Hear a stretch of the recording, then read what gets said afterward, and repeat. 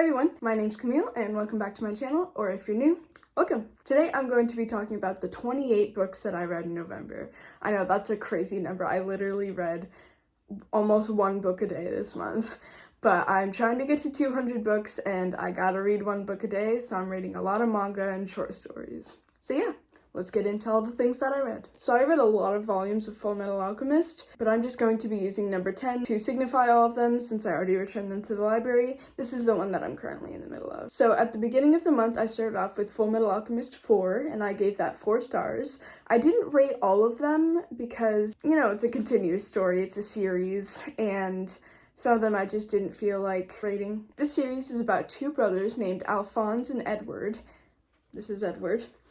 And they are alchemists, as you can see by the title, and they tried to bring their mom back from the dead, but it caused Alphonse to be put into a suit of armor, and Edward to lose one of his arms and one of his legs. So the main concept of this book is that they're trying to get their original bodies back. I won't say more because I don't want to spoil it. The next book I read was Chalice of the Gods by Rick Riordan, and I gave this one 5 stars. This is the 6th book in the Percy Jackson series, and I really didn't think that we were going to get more Percy Jackson, but I'm so happy that we did because I love this book. It gave me so much nostalgia because I was totally a Percy Jackson kid.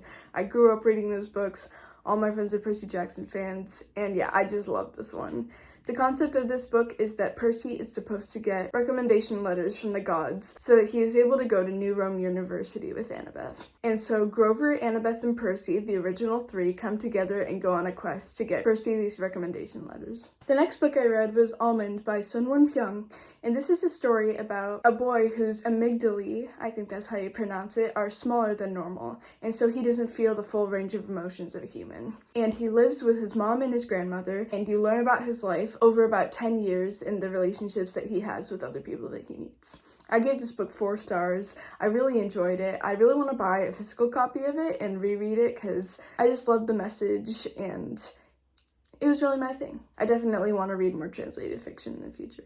Then I read 3 more volumes of Fullmetal Alchemist, 5 through 7. I didn't give any of these ratings, but I enjoyed all of them. I think as a series so far, I'm going to give this 5 stars. The next book I read was Mockingjay by Suzanne Collins, which is the 3rd book in the Hunger Games series. I found this in a little free library and it didn't have the dust jacket, which is very sad. But I didn't enjoy this one as much as the first 2. I gave this one 3 stars. I didn't really like how the book ended, and I just wasn't a fan of the execution, and the vibes from the first 2 books weren't really there. So yeah, I'm not gonna say anymore because obviously it's the 3rd book in a series, so I can't really say too much. But I definitely recommend this series as a whole. The next book that I read was Elevation by Stephen King. This was actually my first Stephen King book. I don't really know if it was the best introduction because it's not exactly something that fits in the rest of his back catalog. It's not exactly a horror. So this is about a man who is mysteriously losing weight, but his physical body doesn't change. Even if he puts rocks in his pockets, he still gets the same number on the scale, which is slowly decreasing. He has neighbors that he's in a little bit of a tiff with, who are lesbians in a small Maine town, so they are kind of being ostracized. The tiff that he has is that their dogs are pooping on his lawns. It's not a very big deal, but you see how his relationship with this couple changes and how he gets to understand how it is for a queer couple to live in a small town that's mainly Republican. I gave this one 3.5 stars. It's a very short book, and I found this in a little free library. The next book I read was Killer Instinct by Jennifer Lynn Barnes. So this is the 2nd book in the Natural series, and I read this on my Kindle. I got an ebook from the library and I put it on here. I also read it a little bit on my phone, and this one was pretty good. I feel like I'm going to be saying this a lot, but I can't really say too much because it is the 2nd book in a series, but essentially the idea of the Naturals is that it's kind of like Criminal Minds, but YA. I know that everybody says that, but it's kind of what it is. And it follows 5 teenagers named Leah, Dean, Cassie, Michael, and Sloane, and Cassie is the main character. So Cassie's mom was murdered a long time ago, and they never found the body, and her mom almost trained her to be a profiler, which means that she can look at very small details about a person's life and completely build out aspects of their personality. Kind of like Sherlock, if you've seen that. And so she gets inducted into the Naturals program, which is a part of the FBI, and she works with these other kids to solve cold cases. And I gave this one 3.5 stars. I've been liking the series so far as a whole, but it doesn't really give me that good 4-star feeling. Next up, I read once again another volume of Full Metal Alchemist. This one is Full Metal Alchemist 8, and I rated that one 4 stars. Next up, I read The Lost Sisters on audio, which is a novella in the Cruel Prince series. I've read all of the Cruel Prince books, but I just recently learned that The Lost Sisters existed, and it was very short, so I was like, why don't I knock this out? I can get it into my 200 books. And I didn't really enjoy this one because it was just a letter from Taryn explaining her side of the story after the events of the first book, and I really don't like Taryn as a person, so I gave this one 3 stars. Next, I read The Grown Up by Gillian Flynn. This was also on audio. This was my first Gillian Flynn book. Once again, it's not exactly representative of the rest of her back catalog. I really think I should read Gone Girl. But this one was really interesting. I don't really know what to rate it. It's about a woman who works as a psychic, and she gets invited by this woman to come cleanse her home because the home has bad juju, and she has a very weird kid. And I'm gonna leave it at that. Next up, I read The Mask of the Red Death by Edgar Allan Poe. I had to read this for class, and I thought it was really interesting. It was a good short story. I really liked how the rooms represented different emotions or stages of life, and I thought that it has aged really well. The language does seem a bit dated, of course, but I still think that it's a great story to read even now. Next up, I read The Right Move by Liz Tomford, which is a basketball romance. I gave this one 4.5 stars. I thought this book was really great. I read the first one a few months ago, which is called Mile High, and I gave that one 3.25 stars. It was really too long, but this one was shorter, and I think that was a great choice for Liz Tomford to make. So the concept of this book is that Indy has been cheated on by her boyfriend of something like 10 years, and they'd been childhood best friends before that, so she's completely heartbroken, but she needs somewhere to stay. So her friend Stevie, who is the female protagonist of the first book, invites her to stay at her brother Ryan's house. And Ryan is very hesitant about this, but he does let Indy into his home, and they eventually become friends and then lovers. I really enjoyed their relationship dynamic, but I did not enjoy the epilogue. I really just need to stop reading epilogues of romance books because I don't care about them having kids, man. Like, I don't want to hear about it.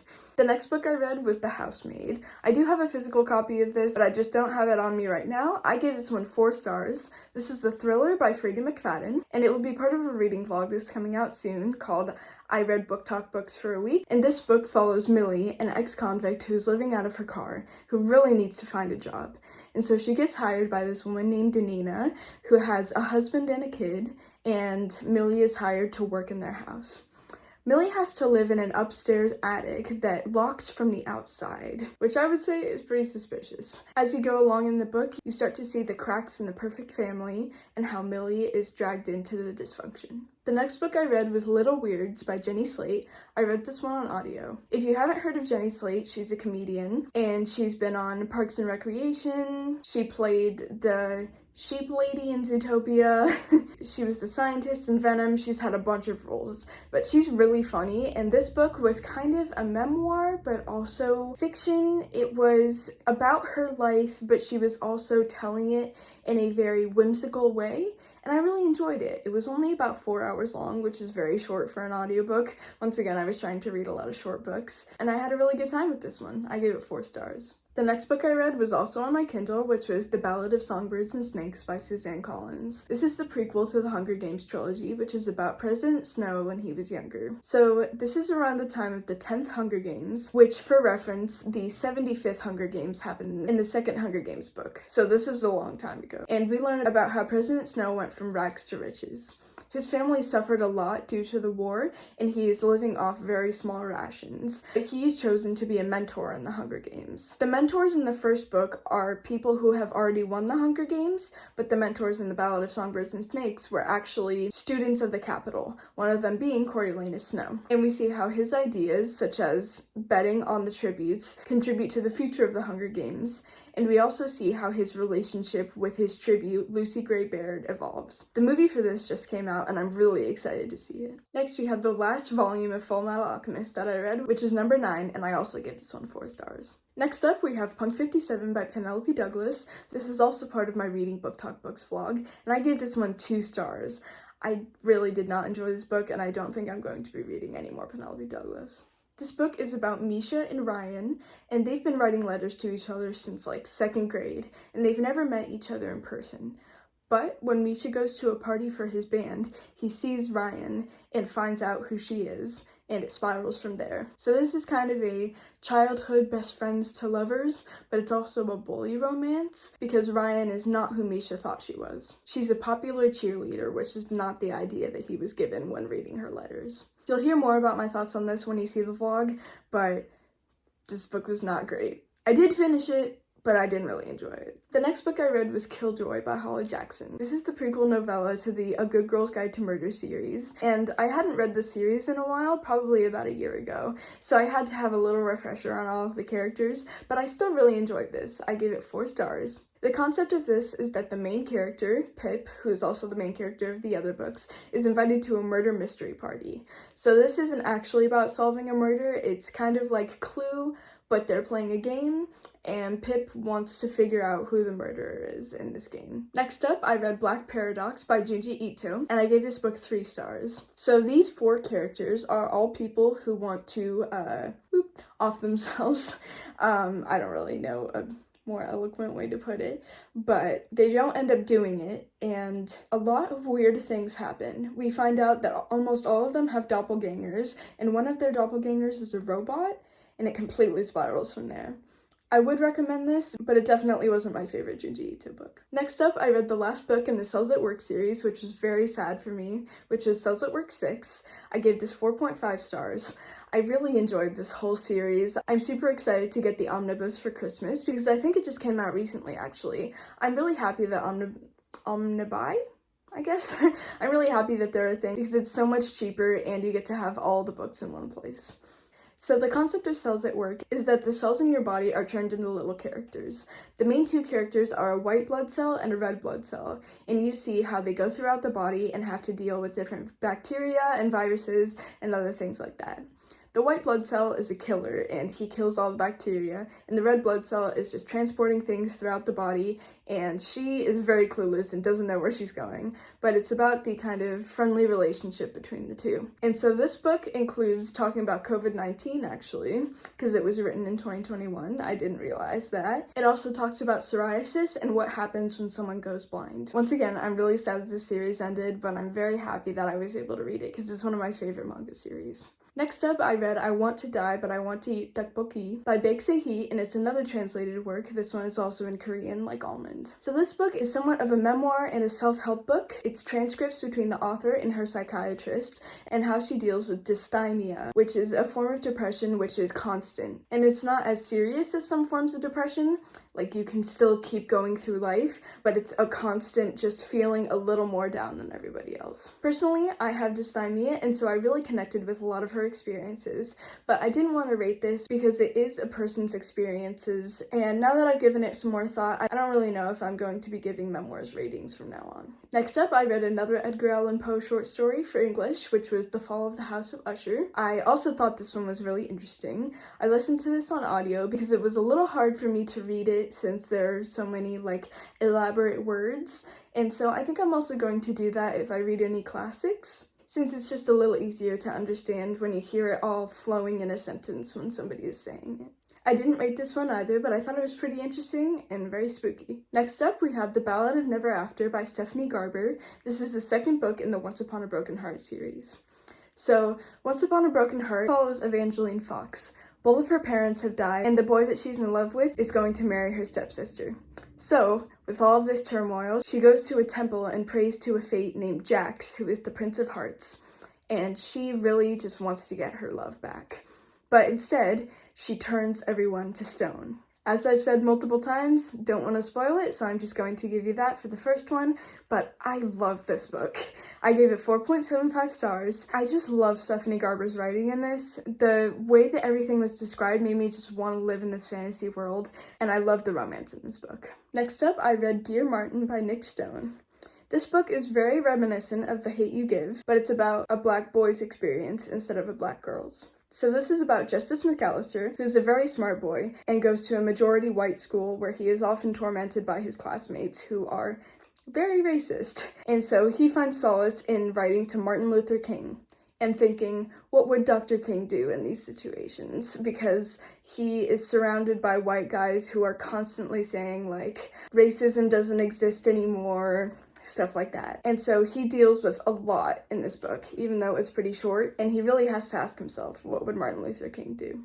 I give this book 4 stars. Next up, I read The Strange Library by Haruki Murakami. This was my first Murakami book. That seems to be pretty common for this month, that I'm reading the first book of many popular authors, but it's not one of their popular books because I wanted to find a short one.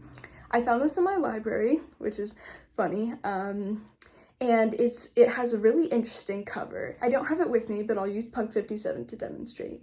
So this front cover part actually flips up like this, and it's supposed to look like a vintage library card holder. And this book is about half art and half writing, and it's about a boy who goes to a library to return his books, but then he is sent to the basement to find what he's looking for, and is captured by the librarian in the basement. This was a very interesting book, but I really liked how it was written and the way Murakami did metaphors and similes. It was very well done. I give this 3.5 stars. Last of all, I read I'm Not Okay With This by Charles Forsman. I also have a physical copy of this, but it's not with me. I love the TV series. It's on Netflix. I'm so mad that it got canceled. I know that happened like 3 years ago, but I love the show, and so I really wanted to read the book, but the book was not great. I think the show was better. I feel like you can't say that very often, but in this case, I really think it's true. I haven't given this one a rating yet because I read it very recently, but the concept of this book is that Sid is a freshman girl who has powers. She can move things with her mind and also hurt people with her mind. And this follows how she deals with life as a teenager while having these powers. And finally, I have my DNFs for this month. So I DNF'd The Grace Year by Kim Liggett, I think that's how it's pronounced. I like the concept of this book, but I really just wasn't in the mood for it. Maybe I'll pick it back up again, but it wasn't really my thing. The Grace Year is about girls in a society similar to the Puritans in the 1500s here in America, and teenage girls are believed to have powers. So they are sent off for a year so that their powers will go away and so that they will be good wives. And so you follow Tierney and how she goes through her Grace Year. I DNF'd this at about 30%. And last of all, I DNF'd Guo by Junji Ito. So I love Junji Ito so much, but I really wasn't interested in the concept of this book. Essentially, fish, sharks, and other animals have grown legs and they're running around Tokyo. And I just think this is kind of gross. I don't really like the ocean or sea animals very much, and I just didn't really know where he could have gone with the plot. I really loved the short story at the end of it, which is called The Enigma of Imagara Fault. I really recommend that. I think that everyone should check it out if they're interested in Junji Ito. You can definitely find it online. And I also DNF'd this at about 30%. So yeah, those are the 28 books that I read in November. I really hope that I can get to 200 at the end of this year, and I hope you enjoyed watching this video. Please don't forget to like, subscribe, and comment down below what you were thinking. And make sure to check out my Goodreads, my Amazon wishlist, and my Instagram down below. Have a great rest of your day.